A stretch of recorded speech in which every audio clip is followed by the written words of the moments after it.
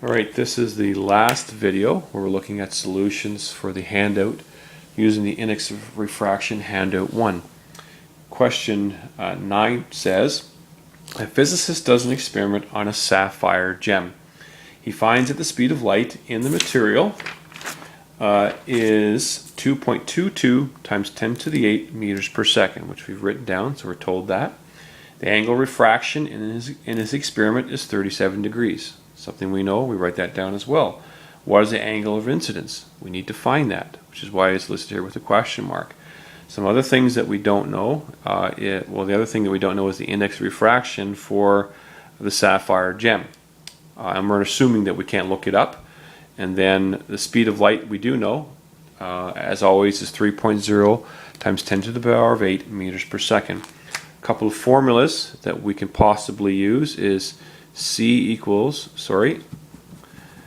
equals C over V, and N equals sine I over sine R. And you'll notice, based on what we have here, we've got C, we've got V. So we have two of the three variables there. So we'll start with that particular formula. So let's get rid of that one there, and let's just substitute. So it becomes C 3.0 times 10 to the power of 8 divided by 2.22 times 10 to the power of 8, and the answer that we get when we plug these values in, since both are times 10 to the power of 8, let's just divide 3 divided by 2.22, and we get an answer of 1.35. So that's the index of refraction for our sapphire gem. Now we have N, and we also have R. So we have two of the three variables for the second formula. Remember, the second formula is N equals sine I over sine R. So we've got N, we're given sine R, now we defined sine I. Now what we have to do is isolate sine I by itself.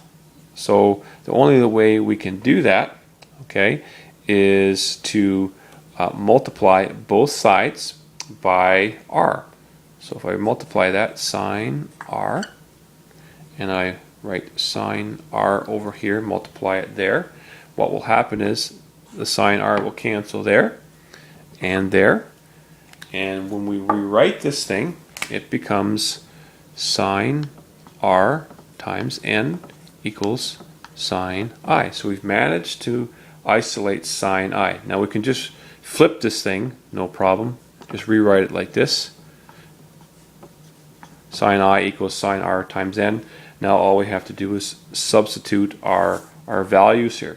So it becomes sine R, which is 37 degrees, and multiply that by the index of refraction, which we calculated to be 1.35.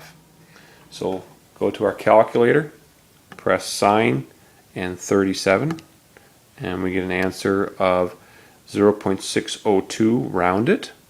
0.602 multiplied by 1.35.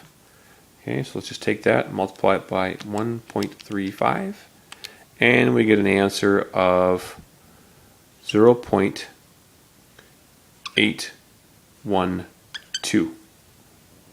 Okay, so that means sine I equals 0.812. Now we're interested in finding I, so we have to find the inverse of sine. So again, press second function, sine. So we've got sine to the power of -1, so we're finding the inverse.